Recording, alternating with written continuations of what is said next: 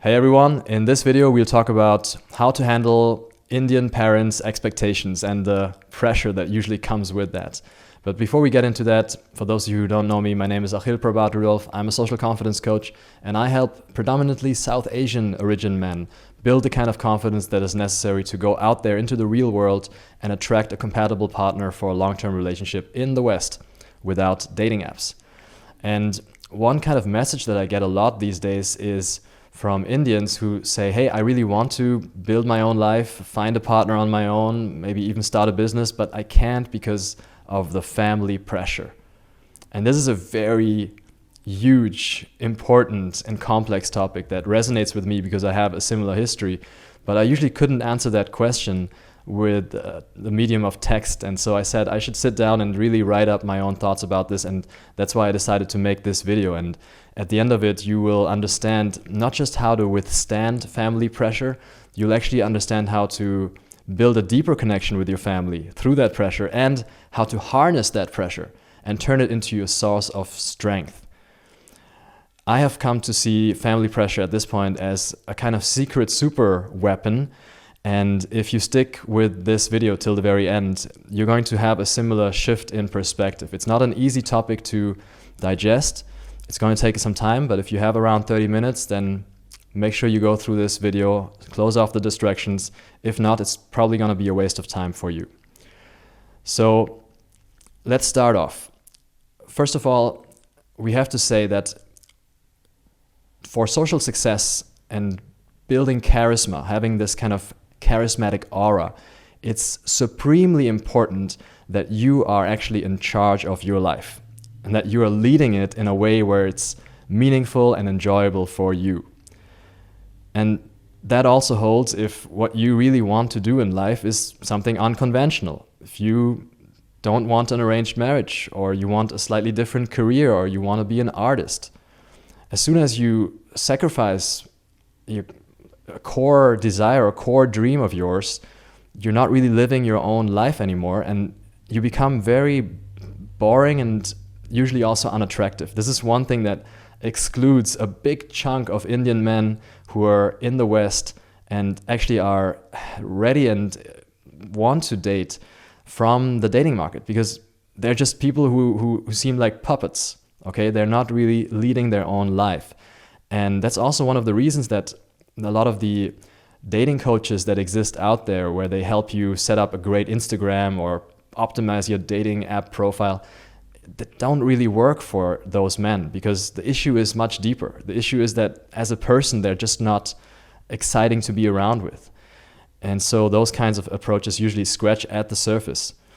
But as you know, and as I have experienced myself, when you really try to stay true to your own dreams in life, try to figure out your own purpose and follow it, even if it's something unconventional, you run into those resistances from the family. There are certain expectations, there are certain rules, and this is, I think, the number one obstacle for Indians who are ambitious, entrepreneurial, who are open-minded, who want to explore. The family is often what really stops them from unfolding their full potential. They often won't get the support from those family members, and that prevents them from actually following their own passion and their own true desires. Also, by the way, in my humble opinion, it is one of the main reasons that India is relatively poor. I think wealth, riches don't come from people pursuing secure riches. They come from people pursuing excellence, pursuing innovation, which is something that usually happens when you do something that you really love, that you're curious about innately. And by the way, in the long run, you can usually make much more money also as an individual when you pursue the thing that you actually are in love with. But yeah, pursuing that in the short term, in the beginning especially, is usually difficult, it's risky, it's time consuming. And initially, it doesn't work. For the first couple of years of you pursuing your true purpose, doing what you actually love and think you're meant to be doing, it's going to be, in most cases, a bit of a disaster. And Indian families tend to make people feel pretty bad for that. They will make you feel inadequate for not having achieved what one should achieve at a certain age. your mom, your father, whoever that person is who pushes you a bit more, they're going to get at you from all different angles. They're going to nudge you first. They're going to sometimes just turn awkwardly silent. Then they're going to try to manipulate you literally with very painful emotions, disappointment being at the top of that list. Sometimes they're going to go into denial, and then they'll take another round and try again with a different round of emotional manipulation techniques. You need to have a pretty thick skin to withstand that pressure and to not give in. So let's start to understand how you can develop that. And the first prerequisite really for developing that resistance is you have to first understand where that pressure is coming from. And this is nothing super new. For most of you, you'll know this. The parents and the family as a whole usually have your best interest at heart. Even when they try to use these very vicious tactics, they often want the best for you. Usually they want the best for you.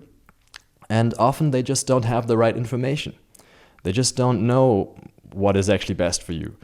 And how could they? I mean, in my case, I'm an entrepreneur now, and no one in my family is an entrepreneur, at least not in the Indian side. And so how could they understand what I'm even doing? How could they understand what's best for me right now? They're clueless about internet entrepreneurship. They can't even tell apart fake news, mass messages on WhatsApp from the real thing. So my family is basically all teachers, right? And it's interesting because, funnily enough, I am also now a teacher, but a very modern version of it. I'm an online educator. And that's just something that I don't expect my Indian family to understand. Similar with dating in the Western world. I mean, the world has changed so much. And if you also move from India to the West, for example, the local realities are going to be so far away from what your parents and from what your family understands. So they will not know what matters and what doesn't matter in this environment.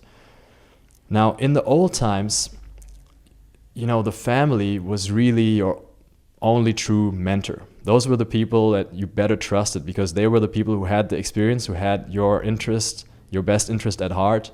And so you just do what they said. But in modern times, you basically have the whole family of the internet, the whole global community as potential mentors. You can choose other people for guidance.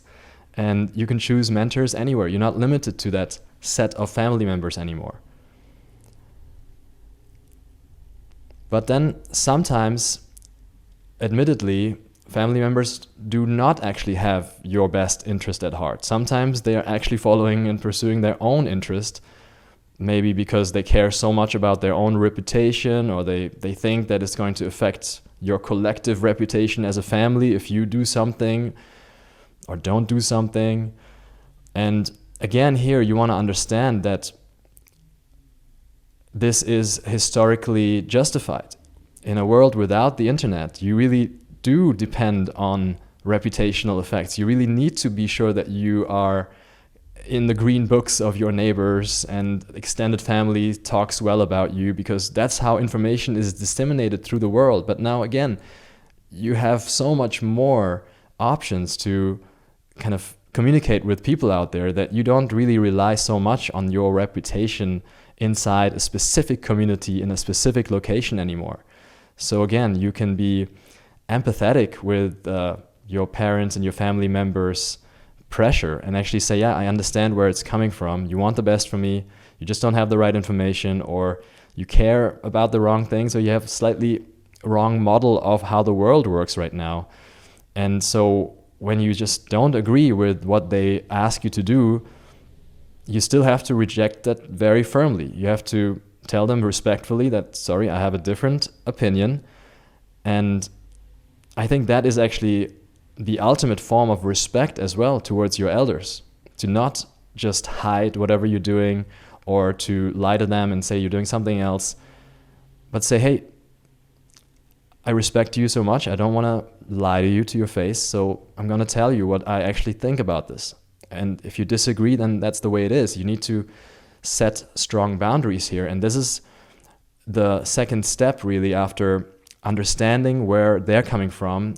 You need to be able to discern whether you actually agree or not. And if you don't, you need to be able to draw a boundary and say, I cannot just follow parents and family blindly. And for that, you obviously first need to know what you actually want, what kind of person you really are. Because otherwise, how can you figure out whether their advice makes sense for you or not? And just doing that, like knowing what you want, is going to take a little bit of time. It might take like 2 days of you sitting alone in a hut or in a separate room in your house and just thinking, what do I actually want in life? But when you have that level of self-realization, you know yourself, you've introspected and done your homework, then you can be sure that no one knows your situation better than you. Okay? Most people don't ever take 2 days for themselves to really think what they need, but definitely no one takes 2 days to really think hard about what someone else's needs. So if you've taken 2 days out of your busy schedule and thought about what you actually want, then you are the expert on your life. And so ultimately your opinion should matter the most. Of course, this doesn't work with children. When you're very young, you really don't have enough knowledge about yourself. But at a certain age, let's say after you're done with your education, you should really have that amount of knowledge. And if you don't have that right now, then please just stop this video and spend 2 days thinking about what you want in life. Get to know yourself really well. And of course, sometimes you'll still have to do something that you don't really want to do. I'm not telling you that you should only do what you want. Okay, there's a balance, because obviously you want different things, and one thing that you want is a good relationship with your family. So if my mother asks me to be at a spiritual function at some temple or ashram, even if I don't have time, even if I'm a little busy, even if I don't really want to go, sometimes I'll go. Just I want to make her happy, right? That's not the level that I'm talking about. But when parents, family asks you to marry someone that you are not attracted to at all, then maybe that should be a boundary. That's where I drew the boundary in my life. I said, if you really want me to marry someone that I just don't find in any way attractive, then that's not something I can accept. I'm not going to do that. And if you force me to do that, then I'm sorry, I'd rather be on my own. I'd rather be without good relations to my family in that case. This is a good practice for you to start thinking about, where is your real boundary? Define that. That's part of getting to know oneself. Write that down for yourself.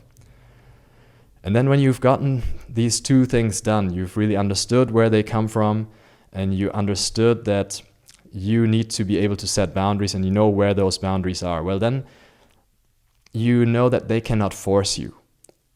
They actually do it from a place of love, and you can accept that as a form of love, as a guidance rather than a coercion.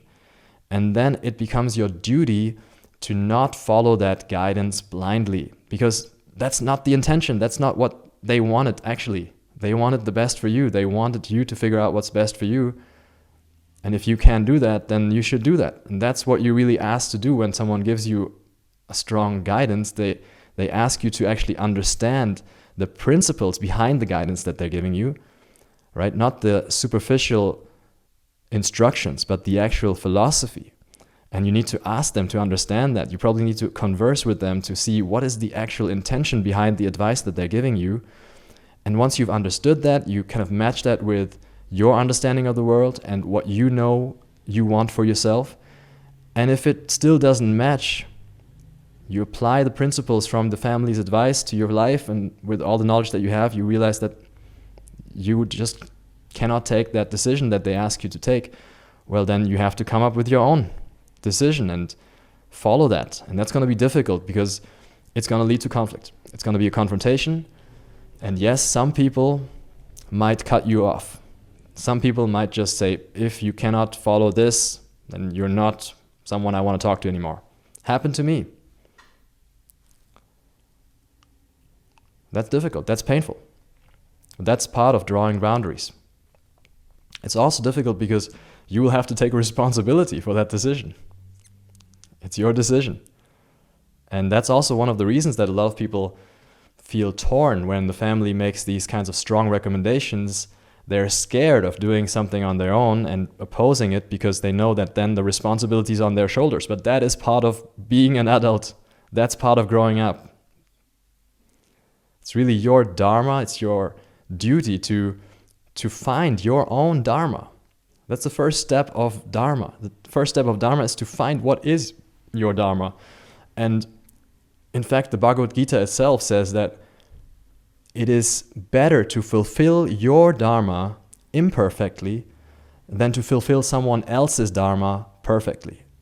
And that's what's happening a lot. A lot of people are fulfilling someone else's dharma perfectly, but they never take the time to find their own dharma.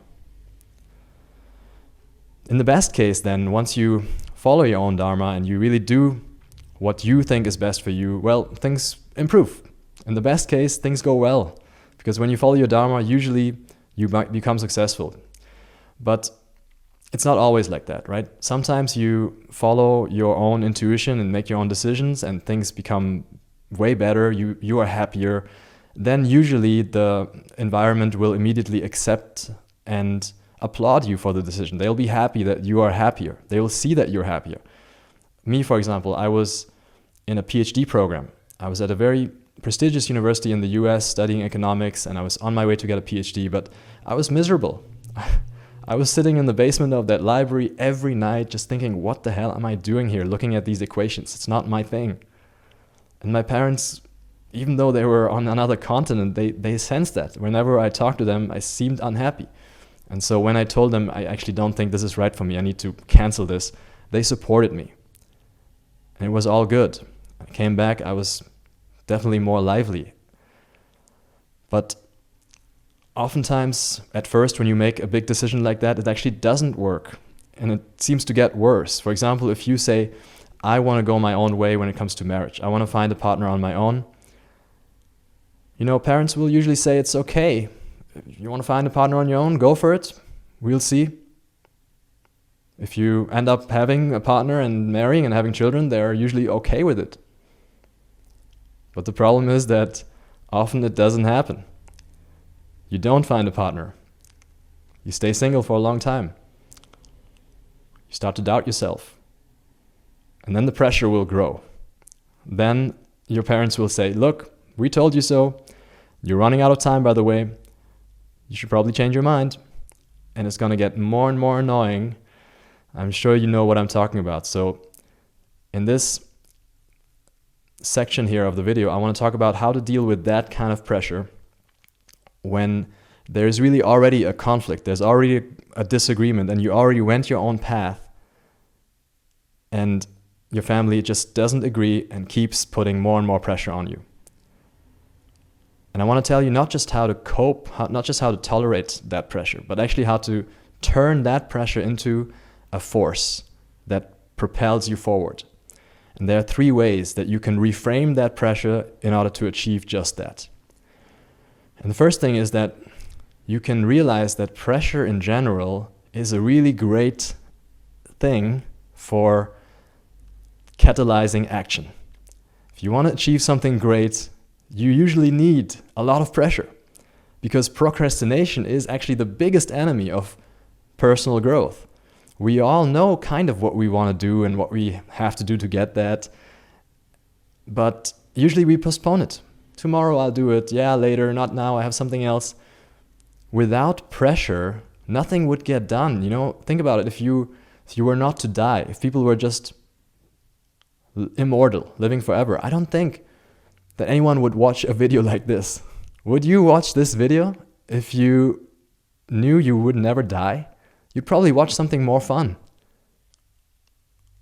Often, death is still not enough of a pressure and a motivation for people to watch important things like this, because it's too far away, it's too vague, you don't know when it's happening. So more hard deadlines are great in your life. I love those deadlines, and you should too.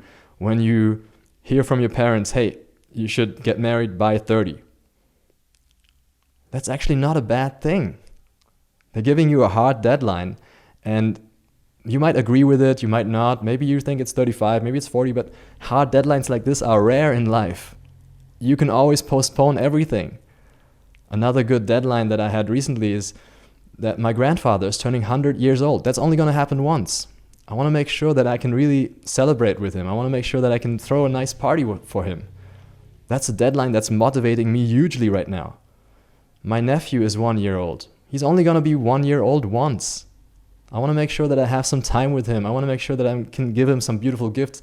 All of that is motivating me to bring my best performance in my work right now. And that kind of urgency is usually pretty difficult to create. You don't really have that. So when parents and family actually create urgency for you, you should thank them. They're helping you with that. They're not helping you necessarily with the content of the advice, but they're helping you with the fact, with the wise reminder that yes, time is limited. Be grateful for that. The second way that you can reframe that pressure is to turn their doubt and their negativity into a fuel, into something that motivates you to actually show it to them. You know, when your family puts this kind of pressure on you and disagrees with your path and says you should change path, usually they will tell you your path is not working. Even when it's kind of working already, you're not meant for this. It's okay to fail. You can come back, no problem. You have not made enough progress on this path. You haven't made enough money. You kind of still live in a shithole. You're getting old. You're screwing up in life. What the hell? All your friends are getting married. You still don't have enough clients, money, house, whatever. So that'll be painful, but it will make you very aware of your shortcomings, because in many ways they are actually right? The judgment that they'll give you is often justified. And again, they're actually helping you with that, because when you see that they actually have a good reason to doubt your path, then you're going to start fixing those shortcomings. You're going to start to change and actually say, hey, it's true, I'm actually not making enough progress on this path that I chose. My mother would get very annoyed with me when I was already on my entrepreneurial path, trying to make my own dreams happen, but still would go to parties on the weekend and sleep in. And she would say, what the hell are you doing sleeping in? Or like, what are you doing even partying? You went on this really crazy path. You want to have your own company, but then you're doing it on your own, neglecting our advice. And then you don't want to do the work. And the simple truth is, she was right. With that attitude that I had, I couldn't make it work. I didn't make progress. I wasn't going to succeed with that attitude. So instead of getting upset at that, I said, well, actually she's right. I should probably change. And I worked extra hard. I started getting up earlier than everyone else in my family. Everyone else gets up at 5, I get up at 4. Now, when they pop up in my mind or in reality and they tell me, hey, your path doesn't really seem to work, blah, blah, blah, I can say, yeah, well, it's not super successful yet, but at least I'm giving my best. I can stand my ground and say, hey, I'm really doing my best here. And I'm pretty proud already of what I've achieved. Those doubts that they throw at me don't make me crumble. They don't make me insecure, because I know they're not justified. They might be justified in terms of how likely it is that I will reach the outcomes that I want, but they're not justified in terms of me not putting in enough work, not putting in the necessary input. I'm very, very sure that I'm putting in the right input. So when they doubt me, it's not a problem. And that's only something that I got to because of those doubts. At some point, when they still distrust you and they still spread negativity and say, yeah, it's not going to work, you're going to fail, it's actually going to fuel you. It's actually going to give you this feeling of, hey, I'm going to show it to them. They don't understand what I'm doing here, obviously. Let me just show it to them. And you will be motivated from a place of spite. It's not a great motivation. It's not the most healthy motivation, but it works. And it's okay to have a little bit of that spiteful motivation and show them, hey, I can do it, even without your support. And the less they support you, the more they oppose you, the more you feel like a superhero who's doing something that everyone thinks is impossible. And that's a beautiful challenge to accept. And it's a huge opportunity for growth as well. I'd rather have my story be, yeah, my parents always supported me, they were always behind my back. That's not the story I get to tell. My story is, hardly anyone supported me. I still did it. And then there's a third way to turn that pressure into a positive force in your life. And that is to really transcend worldly success altogether. Because usually family pressure is focused on those mundane achievements. They want you to have a good career, they want you to have status, money, children, partnership. And there will be conflict because you're on this path and you're not getting those things that they want you to get.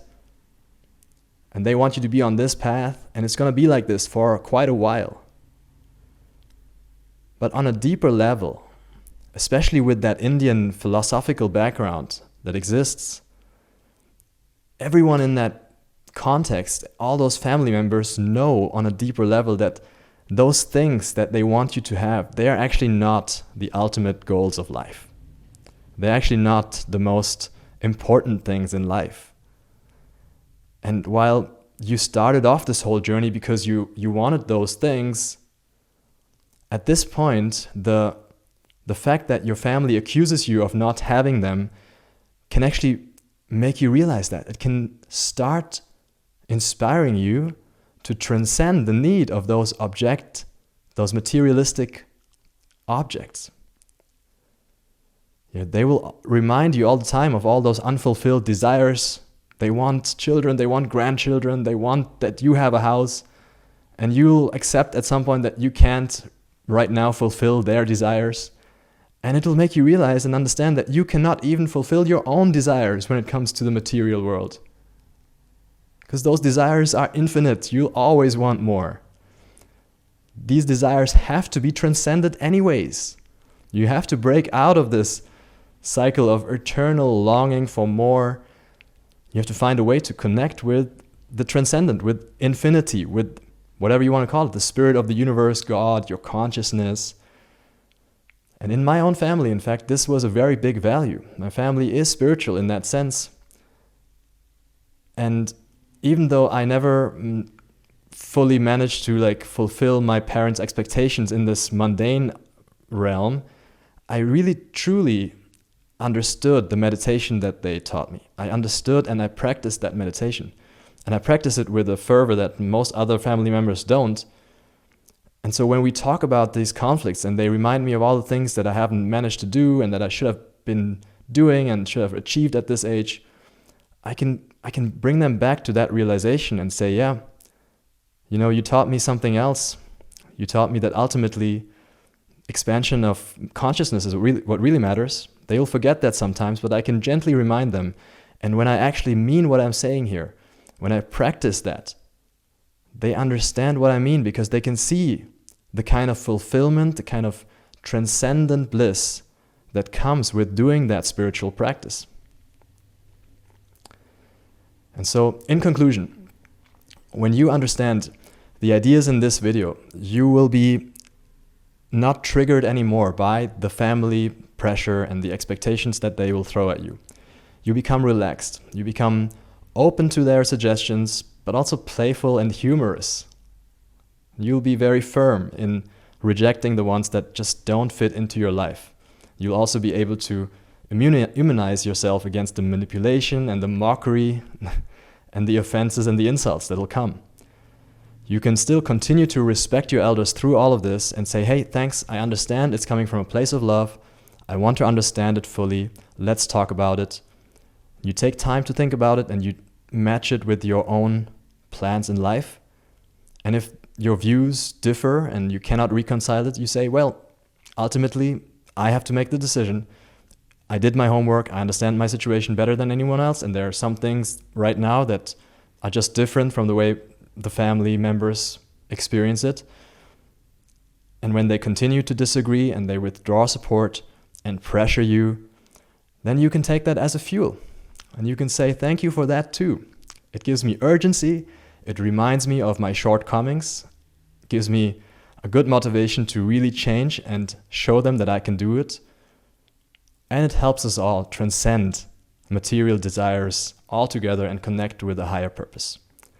And at that point, they will usually accept your path, even though they will never truly give up trying to change your mind until, that is, you've actually made it, until you've actually achieved what you wanted and what they wanted for you in the first place. And then everyone will be happy as one can be with material worldly achievements. If you want to drastically improve your chances of getting there, of building those skills that you need to successfully pursue your own life path, then the best thing you can do is to team up with other people on a similar journey. And so with this, I invite you to join a free community of South Asian origin men who all work together to support each other to achieve their wildest personal dreams. In there, you can also find a link where you can book a call with me to find out if I can actually help you on a personal level on this confidence transformation. Leave a like if you enjoyed this video. Thanks a lot for watching. Samgat Chadvam. Namaskar.